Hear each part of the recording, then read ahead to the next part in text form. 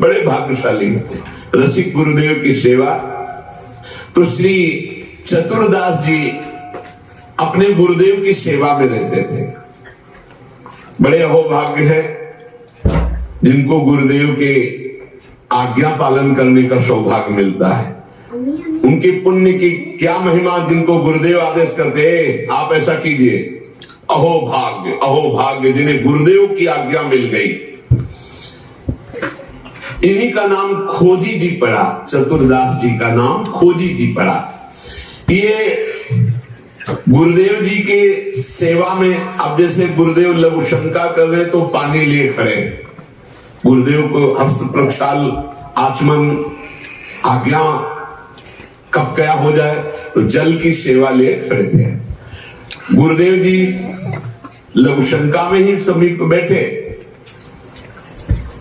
बड़ा भारी पीपल का वृक्ष दूर था तो वायु के द्वारा उसके फल और पत्ते बीज सब पड़े थे। लघु शंका किए, हंसने लगे और हंसते हंसते हाथ प्रक्षालन किया, आचमन किया। तो इतनी जोर की मस्त मुस्कुराहट और हंसी थी। श्री चतुरदास जी ने, जिनको खोजी जी बाद में कहा गया, आचमन करा रहे तो कहा गुरुदेव कोई मधुर प्रसंग प्रभु का याद आया या कोई घटना घटी? आप बहुत मुस्कुरा रहे हैं, बहुत हंस रहे हैं, इस समय गाय प्रसंग तो कोई ऐसा है नहीं। कहा तू कैसा शिष्य है रे, सेवा में रहता हूं, मेरी हंसी का कारण नहीं जान पाया, मैं क्यों हंसा? इतना भी तुझे ज्ञान नहीं और मेरी सेवा में रहता है। कैसा शिष्य है जो गुरु के मन की बात न जान पावे, गुरु के इशारे के, गुरु के मनोभाव को न जान पावे, वो शिष्य ही क्या?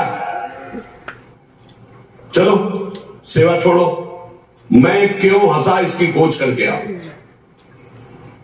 अब बताओ, गुरुजनों की प्रति सेवा कर बहुत कठिन है, बहुत कठिन है।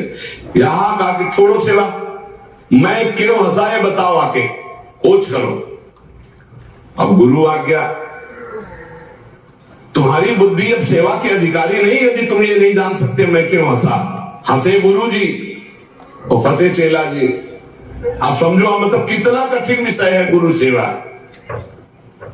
बहुत कठिन। यही तो अमोघस्य जो जीत गया, अमोघस्य। तुम्हारी बुद्धि विवेक रहित है। जब तक तुम हमारे हंसने का कारण ज्ञात करके ना हो तब तक तुम्हें हमारे पास कभी नहीं आना चाहिए। चलो जाओ यहां से, आश्रम से। हमारे मन की बात जब जान जाओगे कि मैं क्यों हंसा, उसका कारण सही बताओगे आकर के, और जो मैं मन में सोच रहा था तो फिर सेवा में रख लूंगा, तब मैं मानूंगा कि तुम मेरे सच्चे शिष्य हो और सेवक हो। साष्टांग दंडवत किया, जो आज्ञा गुरुदेव। अब चल दिए, जहां संत महात्मा मिलते तो विनम्रता पूर्वक दंडवत करते हो, कहते हमारे गुरुजी लघु शंका करते समय हंस दिए, क्या कारण था? तो सब कहते गीता की बात पूछो, भागवत की बात पूछो, वेदों के, तुम्हारे गुरुजी है तो लघु शंका में हंस दिए, हम इसका क्या मतलब बताए? तो और उपहास होता। भला कोई इस प्रश्न का क्या उत्तर दे? कोई सुलझे हुए महात्मा थे, उन्होंने कहा रामायण गीता भागवत का प्रश्न हो तो अभी मैं उत्तर दे दूं, लेकिन आपके गुरुजी लघु शंका करते हुए क्यों हंसे, इसका हमको ज्ञान कैसे होगा? हम कैसे उत्तर दे आपको? ये तो गुरुजी से पूछो जाके। बोले नहीं, गुरुजी ने कहा जब तक इसका उत्तर न मिल जाए हमारे सामने मत आना, मुख मत दिखाना। अरे संत जन बहुत पहले, और हर उनकी आज्ञा में बहुत बड़ा रहस्य होता था। अब ये रोज जलते कि गुरु सेवा से वंचित हो गया, गुरु सेवा छूट गई। साधक को इस बात की बहुत पीड़ा होनी चाहिए, जिसको गुरु सेवा, तो ये होना चाहिए कि कौन सा अपराध बन गया, दुर्भाग्य आ गया कि गुरु सेवा छूट गई। वो रात दिन जलते इसी प्रकार, और संतों से जा जाकर पूछते पर कोई समाधान नहीं मिला। अब उन्होंने विचार किया गुरुजी के सामने जाना नहीं, सेवा है नहीं, तो अब शरीर को रख के क्या करें? शरीर को नष्ट कर देते, शरीर का परित्याग कर देने की ठानी। कि अब शरीर रख के क्या करे। गुरुजी ने सेवा से निकाल दिया, उत्तर मिल नहीं पा रहा, तो शरीर किस काम का। अब वो एकांत में निर्जन वन में जाकर बैठ गए और नाम जप करने लगे और सोचा बस भूख प्यास से पीड़ित होकर यही शरीर छोड़ दूंगा, कुछ खाना नहीं, कुछ पीना नहीं, रात दिन भगवान नाम जप करना, शरीर छोड़ दूंगा। गुरु की आज्ञा पे थे, जिज्ञासा प्रबल थी, सेवा छूट गई थी, पीड़ा बहुत थी। अभी कुछ ही दिन हुए थे, न अन्न न जल, रात दिन नाम जप और शरीर छोड़ने का संकल्प। महामहिम श्री कबीरदास जी प्रकट हुए, भाई भाई आंख खोलो। आंख खोला तो देखा कबीरदास जी, साष्टांग दंडवत किया। हाँ, क्या प्रश्न है तुम्हारा, क्यों इतना कष्ट सह रहे हो? इसका मतलब समझ रहे हो? जब कोई सच्ची भावना से भगवान का भजन करता है तो भगवान अपने दिव्य पार्षदों को भेज देते हैं समस्या का समाधान। सुनो, जब तुम्हारे गुरुजी लघुशंका कर रहे थे तो उनकी लघुशंका की धाल में एक पीपल का बीज बह रहा था। बीज को बहते हुए लघुशंका में देखकर गुरुजी विचार करने लगे कि ओहो, देखो इस बीज में पीपल का पूरा वृक्ष छुपा हुआ है।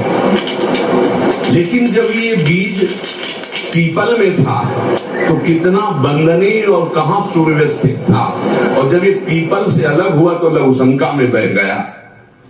इसका मतलब पीपल का वृक्ष साक्षात ब्रह्म है और उसका अंश जीव है।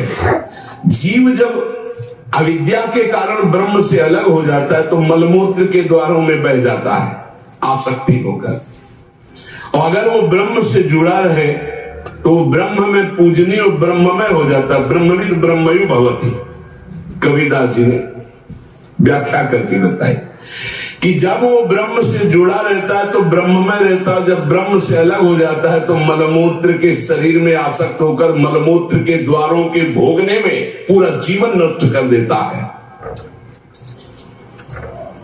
जीवात्मा जब प्रभु से विमुख हो जाता है तो उसकी यही दुर्गति होती है। जैसे पीपल के वृक्ष से फल से वो बीज अलग हो गया तो लघुशंका के प्रवाह में बह गया, नहीं तो इतना महान वृक्ष उसमें छिपा हुआ है कि अगर उसे सुव्यवस्थित किया जाए।